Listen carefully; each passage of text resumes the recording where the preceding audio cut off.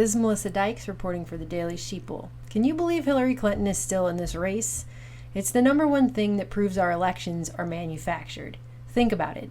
Any one of the revelations about Hillary, from the mishandling of classified information on her private email server, or the fact that $6 billion went missing under her tenure as Secretary of State, or even going back to the fact that she pulled a Brian Williams about landing in Bosnia under sniper fire, should have ruined her by now.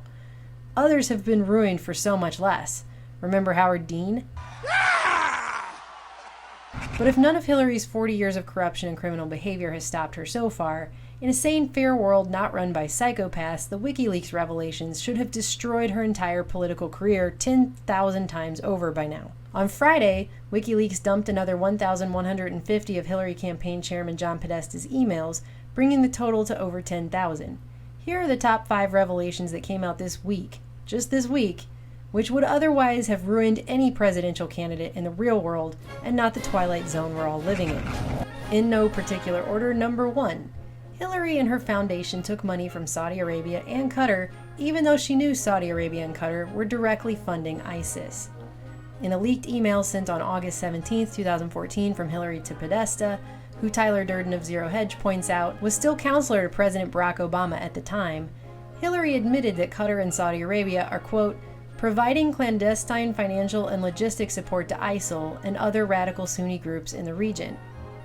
And don't forget, Qatar has given up to $5 million to the Clinton Foundation, including a $1 million birthday present to Bill Clinton, and Saudi Arabia has donated a whopping $25 million to it. Pretty amazing when you consider her role in the Middle East as Secretary of State, isn't it? Number 2. DOJ collusion with the Clinton campaign. The May 2015 email features Clinton campaign spokesman Brian Fallon admitting the DOJ informed him on an upcoming conference about the lawsuits regarding Clinton's private email server and the mishandling of classified data. This displays an obvious collusion between the DOJ and the Clinton campaign, communicating about the ongoing investigation, in addition to Bill Clinton's private meeting with Loretta Lynch on the tarmac in Phoenix, where 24 hours afterward the DOJ announced it would be shielding the Clinton Foundation's emails from legal review and public view until well into a prospective Hillary presidency. Not only that, but other leaks show her own campaign discussing how Hillary will lie about her mishandling of classified information, something she still tries to deny publicly. Number 3, and this is actually a 2-for-1. A leaked speech transcript shows that Hillary, who speaks quite differently when talking to councils, corporations, and megabanks like Goldman Sachs versus the rest of us proles, a very us and them kind of thing, referred to the left, her own supporter base, as a, quote, bucket of losers.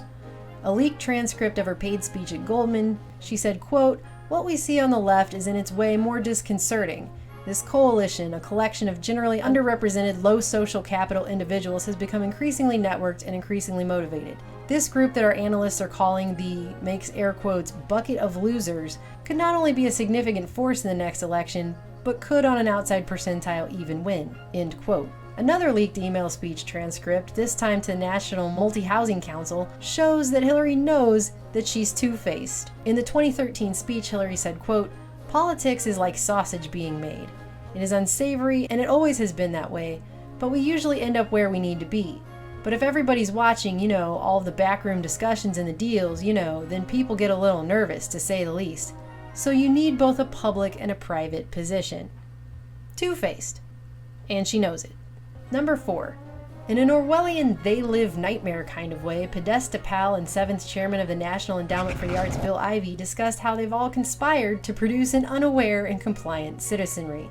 Ivey said, quote, and as I've mentioned, we've all been quite content to demean government, drop civics, and in general conspire to produce an unaware and compliant citizenry. The unawareness remains strong, but compliance is obviously fading rapidly. This problem demands some serious thinking and not just poll-driven, demographically inspired messaging. Yeah, they actually talk like this when they don't think anyone's listening. Number 5. Not only did a speech transcript for Goldman Sachs reveal that Hillary admits she's far removed from the middle class, which makes sense for someone who hasn't driven her own car in 20 years and buys $12,000 jackets that look like my grandma's couch from the 1970s, but in another leaked email, Hillary's own campaign knows she has grown to, quote, hate everyday Americans. Hashtag Hillary Hates Americans was trending on Twitter Tuesday. The April 19, 2015 email to Podesta says, quote, I know Hillary has begun to hate everyday Americans, all casually, just like that. Now, having said all this, why aren't I 50 points ahead, you might ask? See, everyone knows. She hates us all. And now you do too.